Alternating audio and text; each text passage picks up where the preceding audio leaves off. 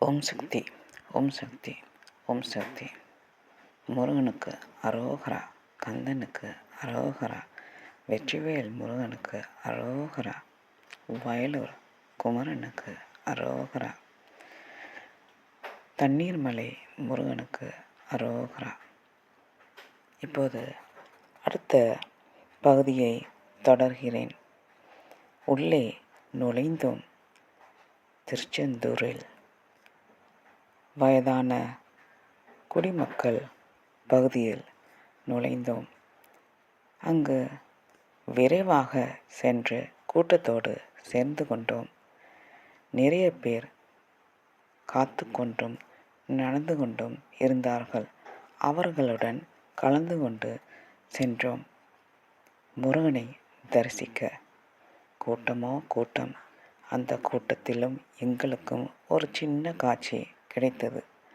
முருகனுக்கு அபிஷேகம் செய்து முடித்துவிட்டு எல்லோருக்கும் போக முருகனை தரிசிக்க வழி விட்டார்கள். ஆனால் முருகன் அழகாக தெரிந்தார் ஒளிய வெளிச்சமே இல்லாமல் இருந்தார். அதனால் மீண்டும் பார்க்க வேண்டும் என்று தர்ம தரிசனத்தில் பார்ப்பது எப்படி என்று போய் விசாரித்தோம். எங்கள் தோழி இருக்கும் இடங்களில் எல்லாம் விசாரித்தார். அப்போது அவர்கள் சொன்னார்கள், 8:30க்கு மூடுவார்கள், அதற்கு முன்னாடி போனீர்களானால் பார்க்கலாம் என்று. அதனால் 8:30 மணி வரைக்கும் காத்து கொண்டிருந்தோம். ஆனால் முடியவில்லை. 8:10க்கே உள்ளே சென்று விட்டோம். போய்கொண்டே இருந்தோம். அங்கு புது கட்டிடங்கள் கட்டி இருக்கிறார்கள்.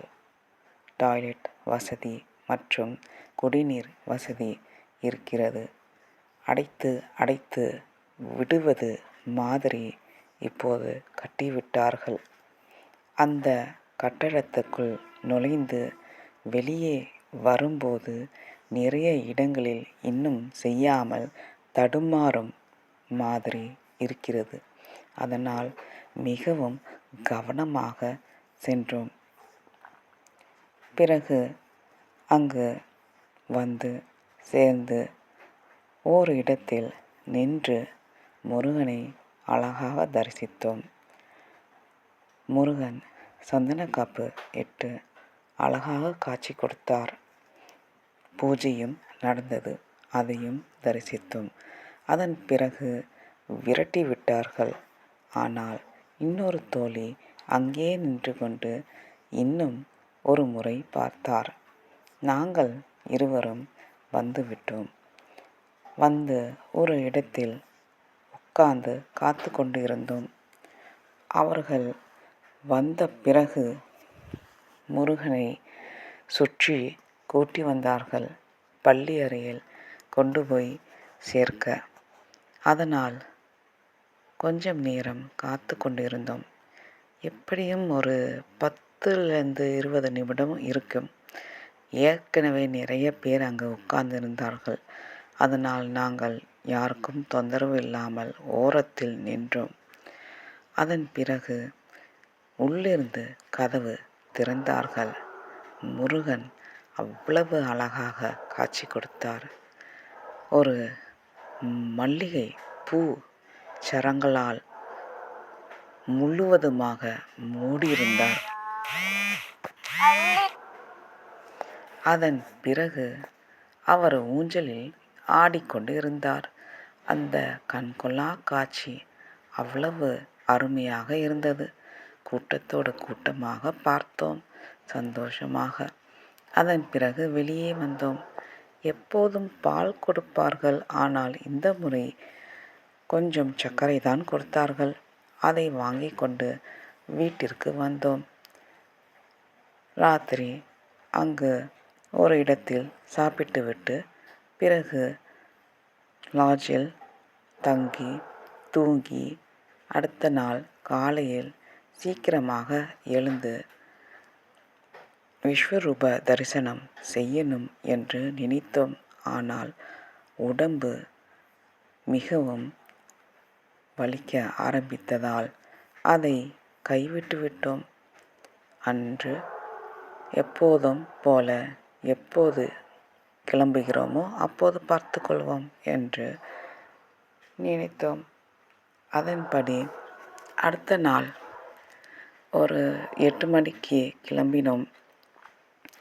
கிளம்பி வந்து பார்த்தோம். அங்கு எல்லா இடங்களிலும் கூட்டமாக இருந்தார்கள். அதனால் 100 ரூபா டிக்கெட் போகலாம் என்று பார்த்தால் அது அதற்கு மேல் கூட்டமாக இருக்கிறது. தர்ம தரிசனம் கூட்டம் போல் அங்கேயும் நிற்கிறார்கள். அதனால் இது ரொம்ப கஷ்டம் என்று நினைத்து கொண்டு சத்குருவை பார்ப்போம் என்று அங்கு சென்றோம். சம்ஹாரமூர்த்தி சத்குரு கோர்ட்டில் இருக்கிறார். இங்கு திருச்செந்தூரில் அவர் சமாதி உள்ளது. அங்கு அவர் கோவிலும் இருக்கிறது. அங்கு சென்றோம். நாங்கள் சென்ற நேரம் அங்கு அபிஷேகம் நடந்து கொண்டு இருந்தது. மிகவும் சந்தோஷமாக அபிஷேகத்தை கவனித்தோம். அதன் பிறகு பூஜையும் நடந்தது. பூஜையிலும் கலந்து கொண்டோம். அங்கு ஒரு வெள்ளை சேவல் வந்து நின்று கொண்டே இருந்தது. அங்கு சொன்னார்கள், அந்த சேவல் பூஜை நடக்கும்போது கரெக்டாக வந்து நிற்கும் என்று. அதன் பிறகு நாங்கள் உட்கார்ந்து கொண்டு இருக்கையில் சேவல் சுற்றி சுற்றி வந்து கத்திக்கொண்டு இருந்தது, கூவிக்கொண்டு இருந்தது. அதன் பிறகு என் பையையும் கொத்தி கொத்தி பார்த்தது. அதற்கு பிஸ்கெட் வைத்தோம். ஆனால் அது தொடவே இல்லை. அது பிறகு தியானம் செய்வதைப் போல் கண்களை மூடி ஒரே இடத்தில் நின்றது. அதையும் வேடிக்கை பார்த்து கொண்டிருந்தோம். சிட்டுக்குருவி வந்து வந்து விளையாடியது. மிகவும் அருமையாக இருந்தது. கண்கொள்ளா காட்சி. பறவைகள், பூனை எல்லாம் அங்கும் இங்கும் சுற்றி கொண்டு இருந்தது. அதன் பிறகு பூஜையை செய்துவிட்டு பார்த்துவிட்டு தரிசனம் செய்துவிட்டு மீண்டும் முருகனை பார்க்க முயற்சித்தோம். ஆனால் ஐயர்கள் கேட்பது ஆளுக்கு 500 கொடுங்கள் என்று சொன்னார்கள். இவ்வளவு எங்களால் முடியாது என்று மீண்டும் லாட்ஜிற்கே வந்துவிட்டோம். எங்களுக்கு பிடித்தமான ஜாமான்களை வாங்கி கொண்டு கிளம்பினோம். எங்கள் புது ஃப்ரெண்ட் ராதாகிருஷ்ணரை பார்த்தோம். அவர்களும் சத்குரு சம்ஹாரம் பார்க்க வந்திருந்தார்கள். அதன் பிறகு நாங்கள் திருநெல்வேலிக்கு ட்ரெயின் பிடிக்க கிளம்பிவிட்டோம். லாட்ஜில் இருந்து கிளம்பும்போது மணி 12. ட்ரெயின் பிடிக்க வேண்டிய நேரம் 12:30. அதனால் அவசரமாக சென்றோம். நடுவில் ஆட்டோ பக்கத்திலே இருந்தது. அவர்களை பிடித்து கொண்டு ட்ரெயினை வந்து அடைந்தோம்.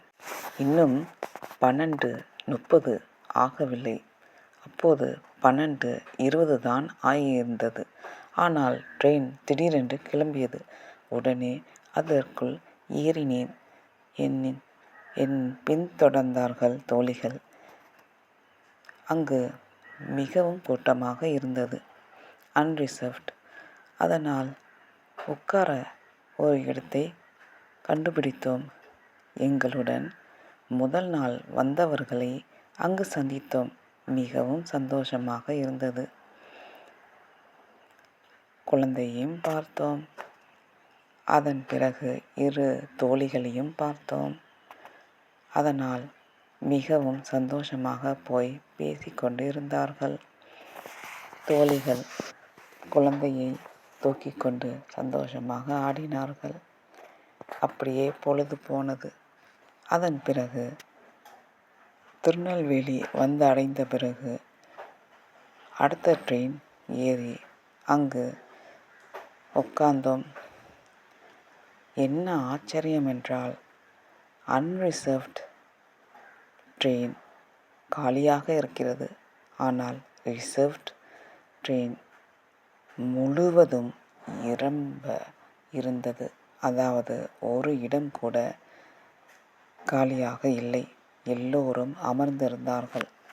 நாங்கள் சாப்பிட வாழை இலை சாப்பாடு வாங்கி கொண்டு வந்திருந்தோம்.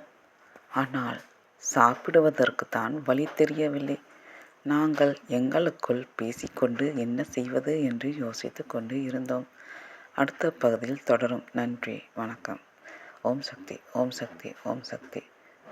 முருகனுக்கு அரோகரா, கந்தனுக்கு அரோகரா.